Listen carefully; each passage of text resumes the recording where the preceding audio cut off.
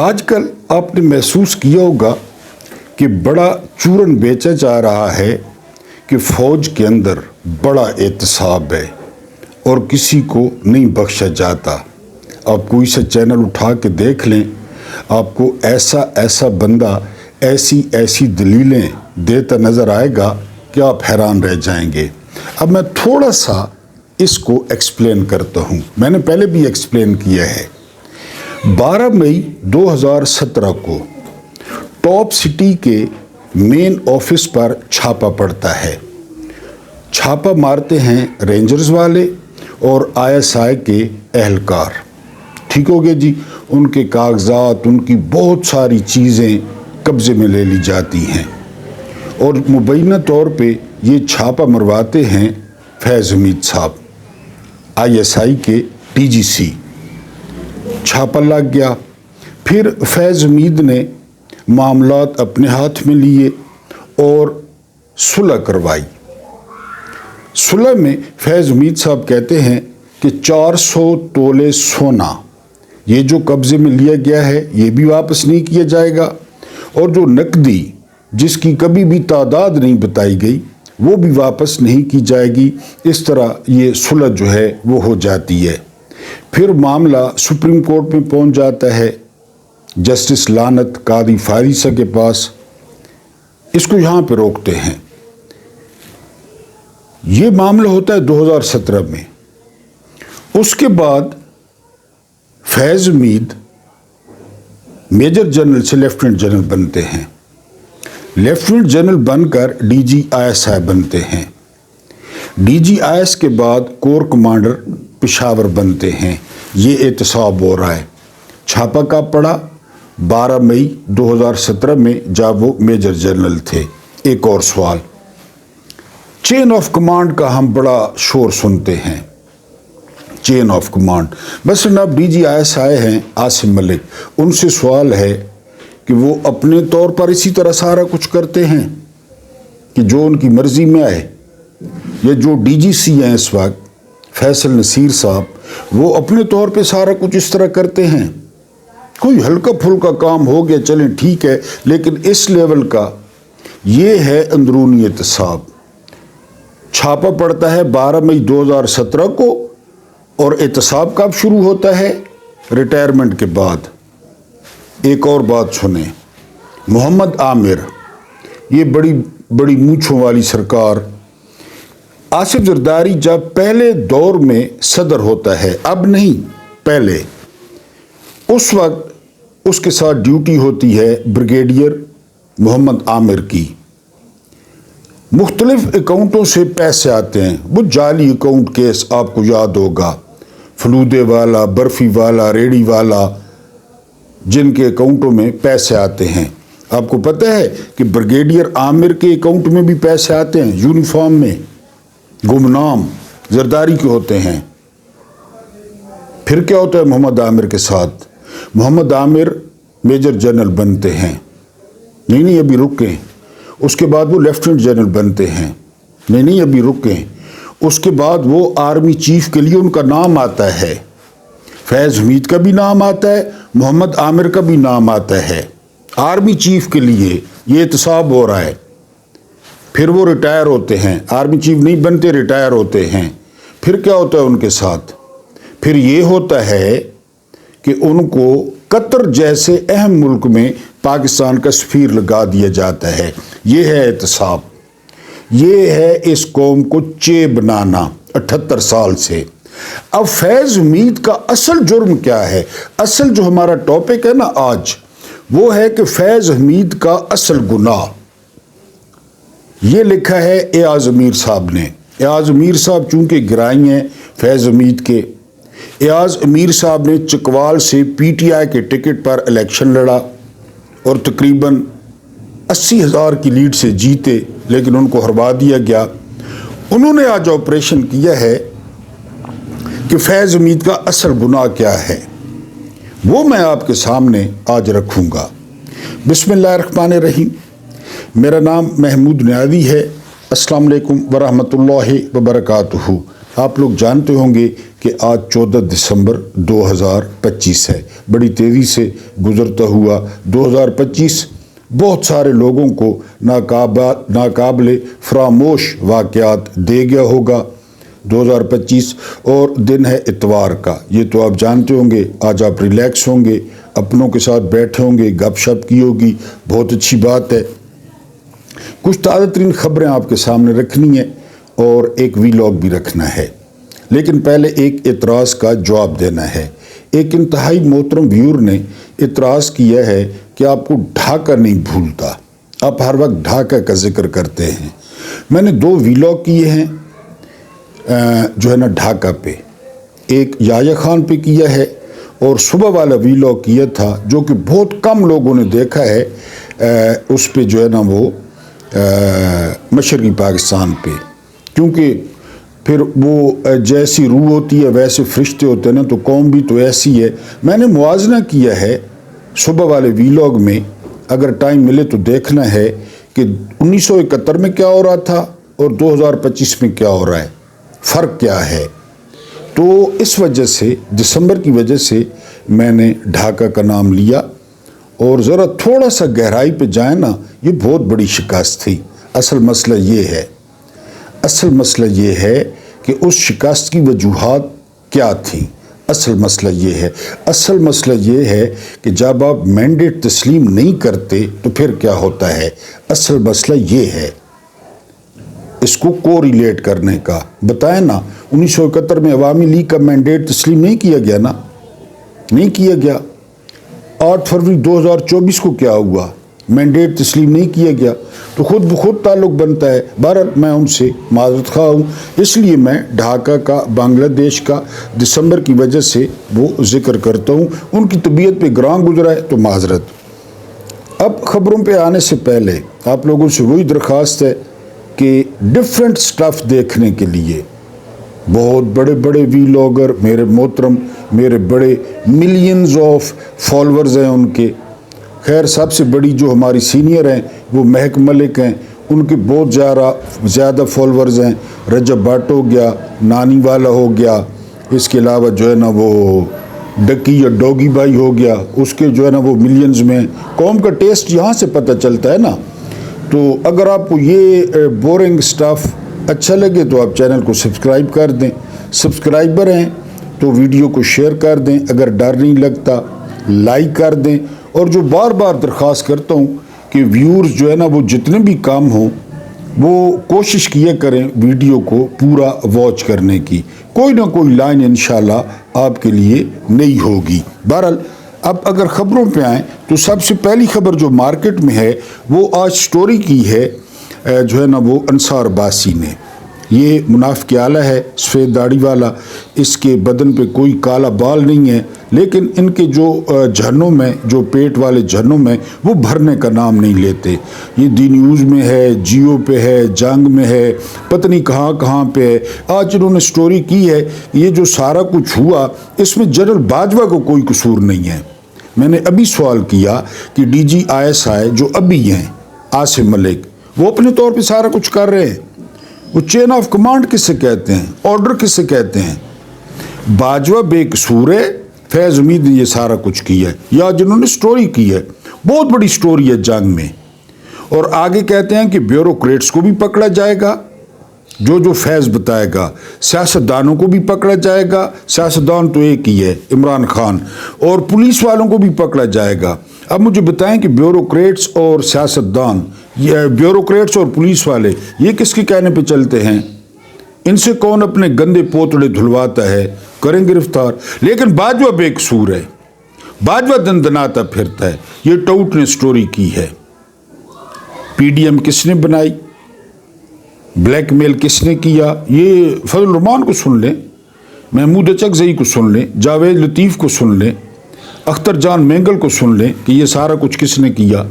لیکن وہ بے قصور ہے، اور جو ہے نا وہ فیض یہ قصوروار ہے۔ یہ انصار عباسی نے سٹوری کی ہے۔ اب ڈاٹ کنیکٹنگ کر لیں۔ پیٹرول اور ڈیزل پر لیوی بڑھانے کا فیصلہ کیا ہے حکومت نے۔ IMF نے کہا ہے تو یہ لیوی بڑھائیں گے۔ پہلے میں نے آپ کو بتایا تھا کہ فی لیٹر جو پیٹرول ہے اس پہ جو حکومت لے رہی ہے وہ 96 روپے لے رہی ہے، 96 روپے فی لیٹر۔ आपने 5 लीटर डलवाए हैं तो ज़रब 5 कर दें, 96 को 10 लीटर डलवाए हैं तो 96 को 10 से ज़रब दे दें। ये पैसे आपसे हुकूमत लेती है।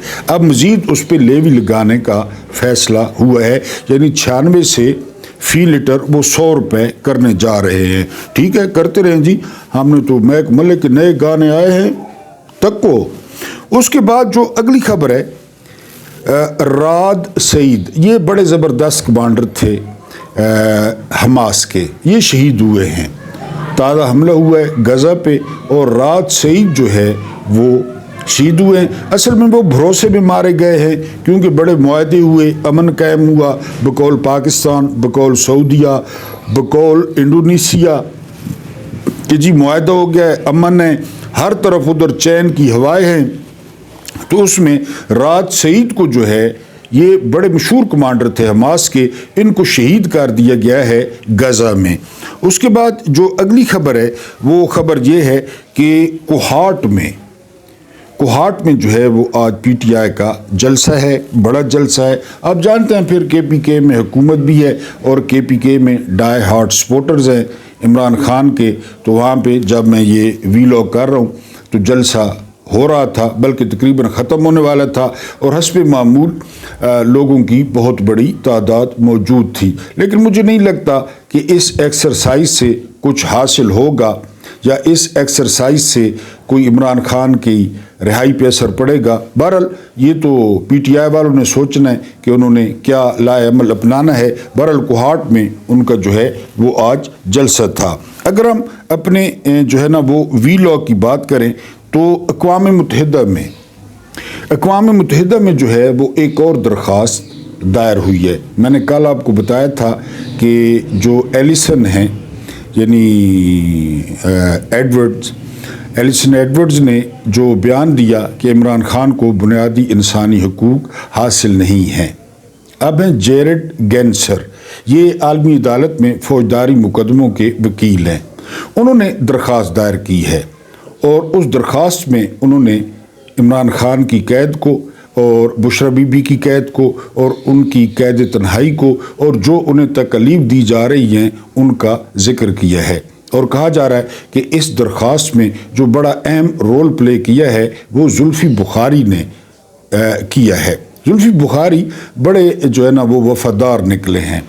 उनकी अटक में जायदादें भी ज़ब्त हुई हैं, उनके ख़ानदान पर भी काफ़ी मुश्किलात आई हैं, लेकिन जुल्फ़ी बुखारी ने साथ नहीं छोड़ा और वो बाहर रहकर, पाकिस्तान से बाहर रहकर वो इमरान खान के लिए उनसे जो हो सकता है वो कर रहे हैं। बहरहाल ये मामला जो है, इसमें जो इत्मीनान बख्श बात है वो ये कि ये मामला इंटरनेशनलाइज हो रहा है। अक़वाम मुत्तहिदा पहले भी उसका जो वर्किंग ग्रुप है इंसानी हकूक़ का, वो तो यहाँ तक कह चुका है कि इमरान खान को न सिर्फ रिहा किया जाए बल्कि जो इमरान खान को कैद रखा गया है तो उनको मुआवजा भी दिया जाए। ये अक़वाम मुत्तहिदा का वर्किंग ग्रुप कह चुका है। अब बहरहाल जेरेड गैस्नर ने जो है वो दोबारा दरख्वास्त दे दी है अक़वाम मुत्तहिदा में कि इमरान खान की रिहाई पर, इमरान खान की कैद पर और जो इमरान खान के बुनियादी इंसानी हकूक़ मुतासर हो रहे हैं उस पर जो है वो बात की जाए। मैंने आपको बताया है कि ठीक है, बंदा कैद होता है, बंदा जंगी जराइम में भी कैद होता है और भी बहुत सारे मामलात होते हैं। दुनिया में बहुत सारे सियासतदान जो है ना वो कैद होते हैं। पाकिस्तान में रिकॉर्ड है, बहुत सारे सियासतदान जो है वो कैद हुए, जेल गए, लेकिन ये सिचुएशन किसी के साथ पेश नहीं आई। यानी न तस्वीर दिखाना, ना किसी अदालत में पेश करना, ना कोई बात करना। हालांकि आपके सामने नवाज शरीफ जो है ना वो बराए नाम जेल में गया, शहबाज शरीफ गया, जरदारी गया। मैंने आपको बताया कि ज़िया शाहिद ने अपनी किताब में लिखा है कि मैं गया तो जो जेल थी ना, तो जेल के साथ एक कोठी थी, कोठी, वहाँ पे जरदारी साहब जो है ना वो शाम के बाद वहाँ चले जाते थे और फिर उस कोठी में जो कुछ होता था वो किसी दिन आपको किताब से पढ़ के सुनाऊंगा कि कौन कौन सी अदाकारा आती थी जरदारी साहब के पास। अच्छा, उज़ैर बलोच कैद है। उज़ैर बलोच और इमरान खान का क्या मुकाबला है, उसकी कैद कभी सुने कि वो किस तरह जो है ना वो है, उसकी एलईडी कौन सी है और उसको केबल कौन सी दी हुई है और उसकी कौन सी सहूलियात हैं, جس پہ الزام ہے کہ اس نے رینجرز اہلکاروں کے سر سے فٹ بال کھیلے، لیاری گینگ وار، اس کی آپ جیل دیکھیں۔ یہ کبھی نہیں ہوا۔ یعنی ٹھیک ہے آپ قید ہو جاتے ہیں، لیکن آپ ملاقات کرتے ہیں، آپ بات کرتے ہیں، آپ کھانا کھا سکتے ہیں، آپ چہل قدمی کرتے ہیں، آپ نماز پڑھتے ہیں، ہوتے آپ قید ہیں، لیکن اس رجیم نے سارے ریکارڈ توڑ دیے ہیں۔ بہرحال ایک اور درخواست جو ہے وہ دائر ہو گئی ہے۔ محمود خان چکزئی بڑی زبردست بات کی انہوں نے کہا کہ ہم سفیروں کو خط لکھیں گے، جتنے بھی سفیر ہیں، اور ان کو بتائیں گے کہ یہ غاصب ہیں، یہ قبضہ گروپ ہے، آپ ان کے ساتھ معاہدے کیسے کر رہے ہیں؟ ویسے بات سوچنے والی ہے۔ یعنی آپ کے خیال میں امریکہ کو نہیں پتہ ہوگا 8 فروری 2024 کے الیکشن کا؟ نہیں پتہ ہوگا؟ یورپی یونین کو نہیں پتہ ہوگا؟ انڈیا کو نہیں پتہ ہوگا؟ IMF کو نہیں پتہ ہوگا؟ لیکن اسی کمزوری سے وہ فائدہ اٹھا رہے ہیں، اسی کمزوری سے وہ ان کو قرضے دیے جا رہے ہیں، حالانکہ یہ غاصب ہیں، حالانکہ یہ قبضہ ہے، اور بندوق کے زور پہ قبضہ ہے، بندوق کے زور پہ 7 لاکھ بندوقیں ہیں، اپنی مرضی سے بالکل کھلم کھلا اپنی مرضی سے ڈبے چرائے گئے۔ پہلے انہوں نے کہا نا، آپ کو یاد ہوگا، آپ فروری نکالیں نا، یا آپ نکالیں جنوری، اس میں آپ سہیل وڑائچ کو سنیں، آپ فیصل واڈا کو سنیں، آپ دوسرے لوگوں کو سنیں، وہ کیا کہتے تھے؟ انہوں نے اتنا ڈرا دیا تھا، اتنا مارا کہ جی امیدوار بھی نہیں ملیں گے، امیدوار سب سے زیادہ امیدوار PTI کے آ گئے۔ پھر کہا کہ کاغذات چھینے گئے، یہ کاغذات نامزدگی لے کے جاتے تھے، وہ جو افسر ہوتا وہ بھاگ جاتا تالے لگا کے، یہ سارا کچھ ہو گیا، کمپین نہیں کرنے دی گئی، اور قسم پیدا کرنے والے کی PTI پہ جو شک تھا نا کہ یہ ان کے سپورٹر ہیں، ان کا ووٹ اتنی دور دور پھینکا گیا، اتنی دور، آپ سب کو چھوڑے، میں آپ کے سامنے بیٹھا ہوں، جب سے پنڈی آیا ہوں گھر کے قریب ایک سکول میں ووٹ ڈال رہا تھا۔ 2024 میں میرا ووٹ ایسی جگہ نکلا جو اپنے پنڈی کے 30 سالہ قیام میں نے نہیں دیکھی تھی، وہ جگہ میں نے وہ جگہ نہیں دیکھی تھی۔ 10 بجے میں نے وہ علاقہ ڈھونڈنا شروع کیا، اپنا پولنگ سٹیشن، اور مجھے 1 بجے کے قریب پولنگ سٹیشن ملا، 1 بجے کے قریب، اور وہ بھی مجھے PTI کا ایک سپورٹر اپنا میرا ہاتھ پکڑ کے مجھے لے گیا، ایسی جگہوں پہ تھا سکول، وہ میں نے 30 سال میں نہیں دیکھا تھا علاقہ۔ یہ میں اپنے ووٹ کی بات کروں، اپنے ووٹ کی، باقیوں کو تو چھوڑیں۔ میں نے وہاں جا کے ووٹ ڈالا، گھر سے 10 بجے نکلا، 2 بجے گھر واپس آیا ووٹ ڈال کے۔ یہ ہوا، ہر طرف ہوا۔ یہ سب کچھ کرنے کے بعد، اور یہ 47 سے لے کر 2024 تک جرنیلوں کی سب سے بری شکست تھی، سب سے بری، کیونکہ جو یہ کہتے تھے وہ قوم صحیفہ سمجھتی تھی۔ جس طرح سلیمان علیہ السلام پہ صحیفے آتے تھے، صحیفے چھوٹے چھوٹے لو لیٹر اللہ کی طرف سے، باضابطہ کتاب نہیں۔ حضرت ابراہیم علیہ السلام پہ بھی صحیفے آتے تھے، اترتے تھے مین، کہ یہ ہم کہتے تھے کہ یہ صحیفہ ہے، بس جرنیلوں نے کہہ دیا ہے۔ اب جرنیل جو بات کرتے ہیں لوگ کہتے ہیں کوڑے، ایسا ہو ہی نہیں سکتا، کوڑے، جو ان کی حالت ہو گئی ہے۔ تو یہ کچھ انہوں نے کیا، 2024 میں بھی یہ ہار گئے۔ اچھا، رات 10 بجے 11 بجے تک وہی اسی ذہن مائنڈ سیٹ میں تھے کہ کوئی، وہ تو 10-11 بجے ادھر انڈیپینڈنٹ، ادھر انڈیپینڈنٹ، ادھر انڈیپینڈنٹ، ادھر قوم نے کمال کر دیا، قوم انقلاب لے آئی۔ پھر ان کو پیچش لگ گئے کہ اب کیا ہو۔ پھر انہوں نے کہا جی سارا پروسیس بند کرو۔ ندیم منجم نے اور اس نے آپ پارا نے، انہوں نے فارم 47 جاری کر دیے، قبضہ، کوئی ہل کے دکھائے۔ اب کون لڑے ان کے ساتھ؟ یہ تو قبضہ ہے۔ یعنی آپ اندازہ کریں کہ نواز شریف کی کڑی مہر شرافت سے ہار گئی، نواز شریف ڈاکٹر جاسمین راشد سے ہار گیا، حمزہ شہباز عالیہ حمزہ سے ہار گیا۔ ایسے ایسے لوگ ہارے اور ایسے ایسے لوگوں نے ہرایا کہ لوگ حیران رہ گیا۔ انہوں نے قبضہ کر لیا، اور پیسے ہیں، نہ مینڈیٹ ہے نہ ووٹ ہے، پیسے پھونکے جا رہے ہیں۔ ادھر IMF سے پکڑ، جتنا قرضہ پاکستان میں पाकिस्तान ने 47 से लेकर 2022 तक लिया था या 23 तक लिया था, इन सालों में ये उतना ले चुके हैं।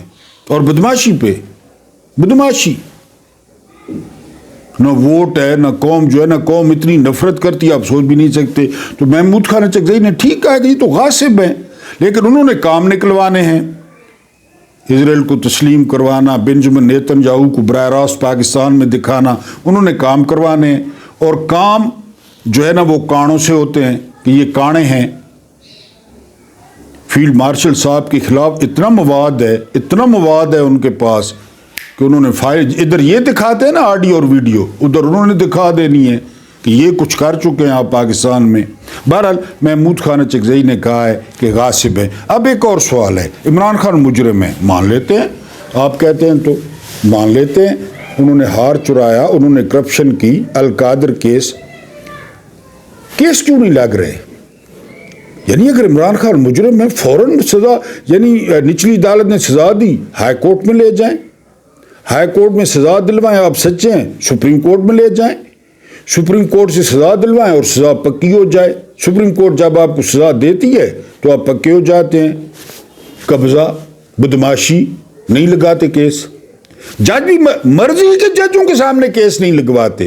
केस इतने भोंडे हैं, केस इतने कमजोर हैं कि मर्जी के जजों के सामने भी नहीं लगवाते। यानी इनके पास तो गोल्डन चांस था। अब उस दिन राना सनौला ने कहा है कि इमरान खान ने बहन के साथ बातें की हैं तो उससे इंडिया के साथ लिंक्स शो होते हैं। बताएं ना, दिखाएं। आप तो 1 मिनट में दिखाते कि पहले यहूदी एजेंट था, अब इंडियन एजेंट बन गया। बट टीवी पे बैठ के बकवास कर दिया कि जी वो इंडिया के साथ जो है ना वो तल्लुकात हैं। आपको याद होगा कि मोदी का क्या नाम रखा था इमरान ने? हिटलर। बाजवा मिन्नतें करता था कि हिटलर ना कहा करें। उसने आत्मा रोल दी थी मोदी की। ये कह रहे हैं कि जी वो अपने बहन के साथ इंडिया की बातें कर रहा था। केस सच्चे हैं, हम मान लेते हैं, केस सच्चे हैं। पाकिस्तान के जो सबसे जबरदस्त जज है ना, आइन पसंद, कानून पसंद, इमरान मुखालिफ, उनके सामने लगा दें।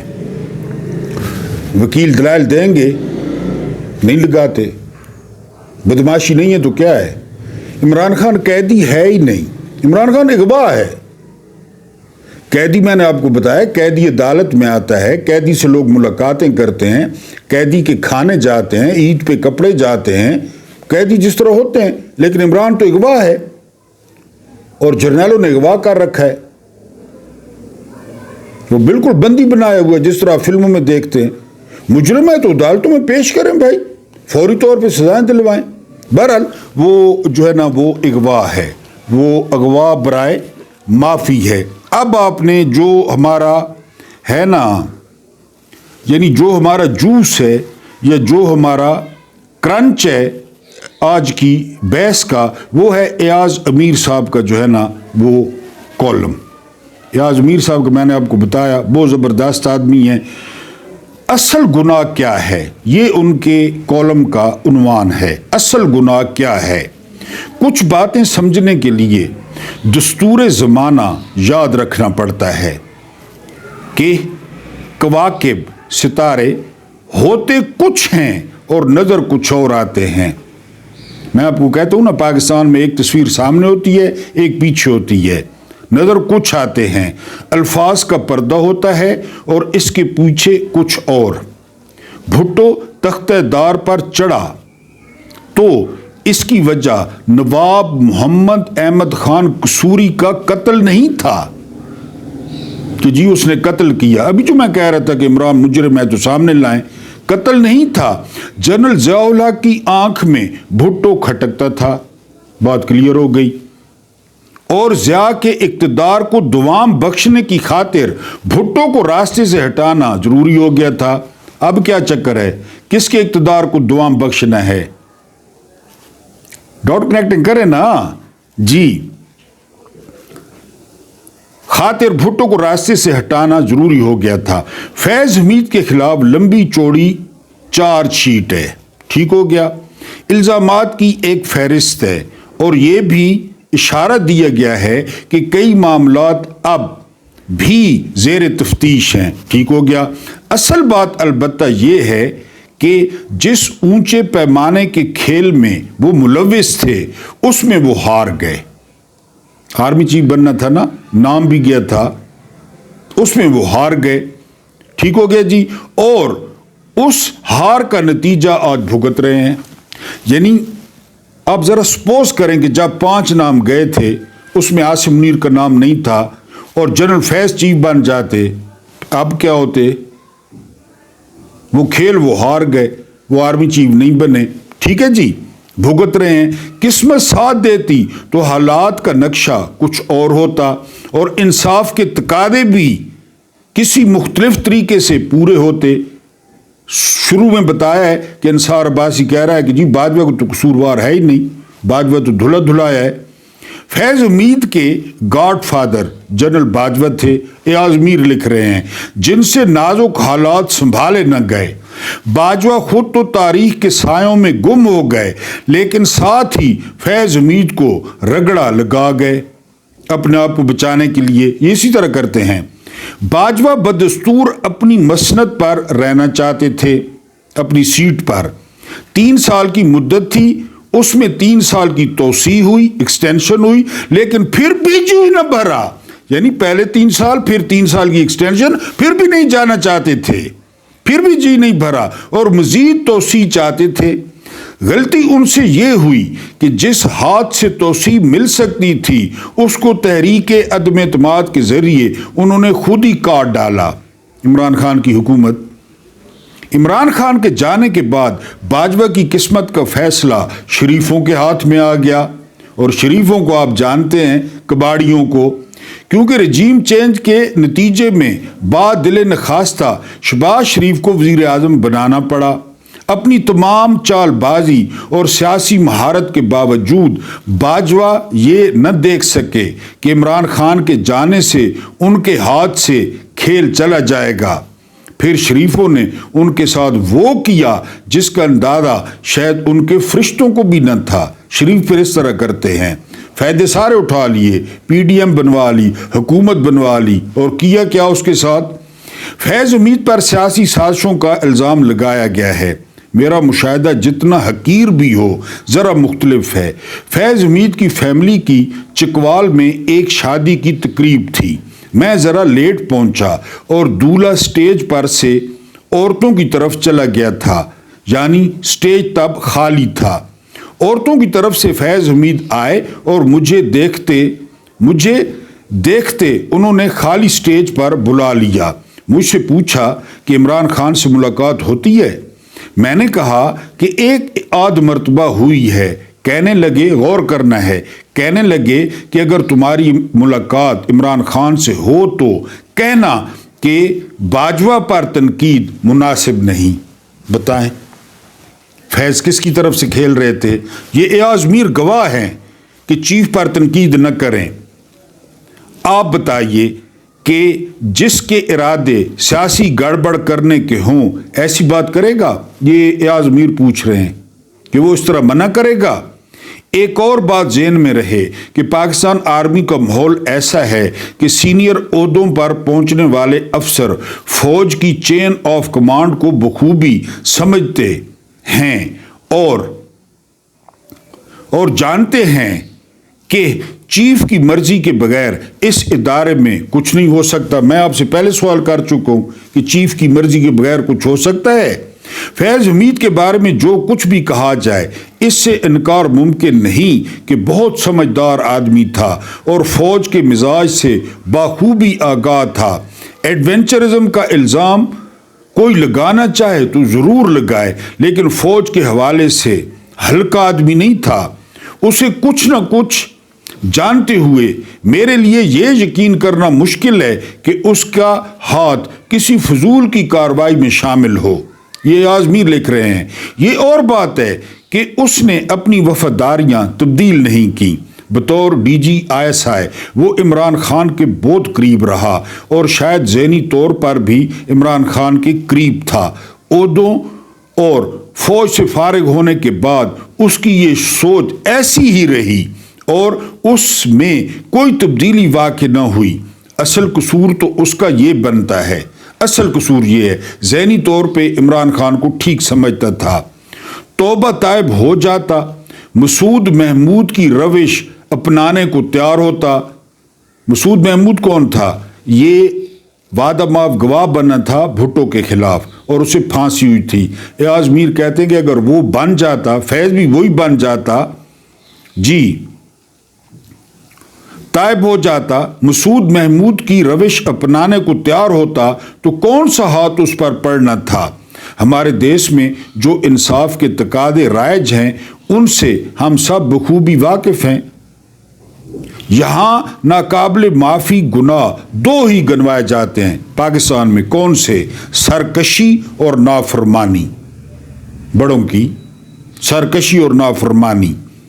ان دو روشوں کی سچائی نہ بھی ہو، صرف تھوڑا سا شک ہو، وہ بھی اقتدار کی آنکھ میں کھٹکتا ہے، باقی ہر چیز قابل معافی ہے۔ اور جہاں تک کرپشن اور مال اکٹھا کرنے کا تعلق ہے، اس کو اگر جرم سمجھا جائے تو مملکت خدا داد میں کون بچ کے رہ سکتا ہے؟ اگر کرپشن یہاں پہ گناہ سمجھا جائے، جرم سمجھا جائے، تو بچے گا کون؟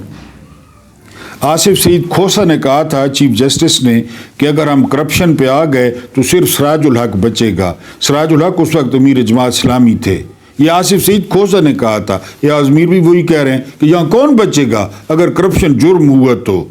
جی شوق پی ٹی آئی مجھ پر اتنا بھاری کبھی نہیں رہا، یعنی پی ٹی آئی کا شوق، ایاز میر کہہ رہے ہیں مجھ پر اتنا بھاری کبھی نہیں رہا۔ پی ٹی آئی اقتدار میں تھی تو کالموں اور ٹی وی پروگراموں میں اس پر کھل کر تنقید کرتے، بہت سے اقدامات عمران خان کے نہایت ہی ہلکے لگتے تھے اور اس کا کھل کر اظہار بھی کیا۔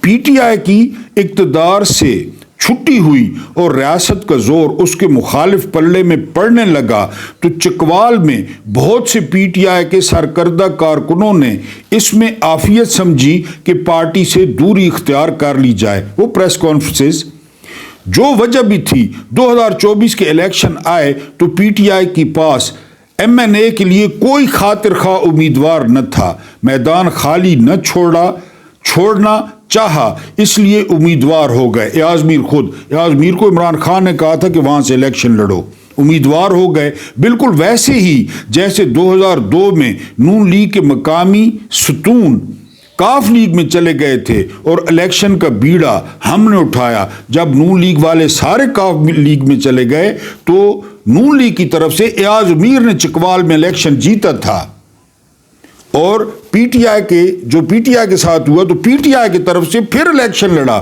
اور الیکشن جیتا تھا چکوال سے۔ جی اس بار جب الیکشن کا میدان سجا تو جہاں اور کونوں سے پذیرائی ملی، وہاں فیض حمید کی فیملی نے بھی کھل کر سپورٹ کی۔ فیض حمید خود کسی سٹیج پر نہ آئے، نہ ان سے کوئی ملاقات ہوئی، لیکن فیملی کی سپورٹ بھرپور رہی، یعنی اس فیملی کی سیاسی وابستگی کوئی تھی تو پی ٹی آئی کے ساتھ تھی۔ فیض حمید کی فیملی کی بات ہو رہی ہے اور یہ ہر کسی کا حق ہے۔ اب آپ کہہ سکتے ہیں کہ یہ بھی ایک ناقابل معافی گناہ تھا کہ اس کی فیملی پی ٹی آئی کو سپورٹ کر رہی تھی۔ جی ملکی سطح پر پارٹی کی ایک لڑائی چل رہی ہو اور آپ جو بڑے عہدوں پر رہے ہوں، آپ کی وابستگی سرکشی کے پلڑے میں ہو، اسے اچھا تو نہیں سمجھا جائے گا نا کہ تم ذہنی طور پر پی ٹی آئی کے ساتھ اور تمہاری فیملی۔ بہرحال اس سارے عرصے میں چکوال کا کوئی ایک شخص نہیں کہہ سکتا کہ فیض حمید کی فیملی نے کسی کو احتجاج کے راستے پر اکسایا ہو۔ جو وابستگی تھی وہ رہی، لیکن جیسے عرض کیا، ایک شواہد بھی نہیں ہے کہ کسی کو کسی غیر ذمہ دارانہ رویے پر اکسایا ہو۔ کوئی 9 مئی کے واقعات سے فیض حمید کا نام جوڑنا چاہے تو کون روک سکتا ہے؟ خواجہ آصف جیسی معتبر ہستیوں پر ویسے بھی منطق کے کسی پیرائے کا اطلاق نہیں ہوتا، یہ لبڑ لوگ ہیں۔ وہ فرما چکے ہیں کہ فیض حمید کے 9 مئی کے واقعات میں ملوث ہونے کے کوئی شواہد تو سامنے نہیں آئے، لیکن عین ممکن ہے کہ ان کا کوئی کردار ان واقعات میں ہو، ये भी फरमाया कि अपने मिलिट्री बैकग्राउंड के नाते फैज़ हमीद स्ट्रेटजिक रहनुमाई मुहैया कर सकते थे। ऐसी मंतक के सामने अफलातून भी बेबस हो जाए कि प्लानिंग जी फैज़ हमीद ने की होगी। फैज़ हमीद की सज़ा से अलबत्ता एक पैगाम उभरता है कि इस दरबार में नरमी की कोई गुंजाइश नहीं। क्यों ना फैज़ हमीद बेज़रर हो गए, लेकिन एक ज़माने में ख़ास दौड़ में मुकाबला तो कर रहे थे ना, बात को समझें। चीफ के उम्मीदवार तो थे। आसिम मुनीर को हटाकर फैज़ हमीद को DGISI लगाया गया। जिस लिस्ट में फैज़ हमीद का नाम था चीफ के लिए, उस लिस्ट में आसिम मुनीर का नाम ही नहीं था, तो मुकाबला तो था किसी दौर में जी। एक ज़माने में ख़ास दौड़ में मुकाबला तो कर रहे थे, उनको सज़ा का हकदार ठहराने के लिए ये एक अमर ही काफ़ी है, यही काफ़ी है जो सज़ा हुई है। और पैगाम जो है वो किसके लिए है? असल बात ये है, पैगाम किसको दिया गया है? मखसूस कैदी के लिए। फैज़ को सज़ा किस लिए दी गई? मज़ीद उस मखसूस कैदी को डराया जाए जी, मखसूस कैदी के लिए।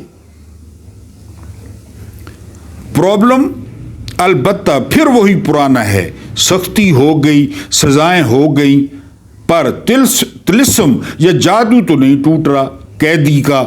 कौम का बेशतर हिस्सा जहां खड़ा है उसी जगह पर कायम है। पूरी कौमी गुफ्तगू एक ही महवर के गिर्द घूम रही है और वो महवर है इमरान खान। ये एयाज़ मीर का जो है वो कॉलम है। अल्लाह पाक आप लोगों को आसानियाँ अता फरमाए, आसानियाँ बांटने की तौफीक अता फरमाए। मेरा रब करीम आपके और मेरे मरहूमीन की मग़फ़िरत फरमाए, उनके साथ अदल का नहीं रहम का और एहसान का मामला फरमाए। मुझे बर्दाश्त करने का बहुत बहुत शुक्रिया।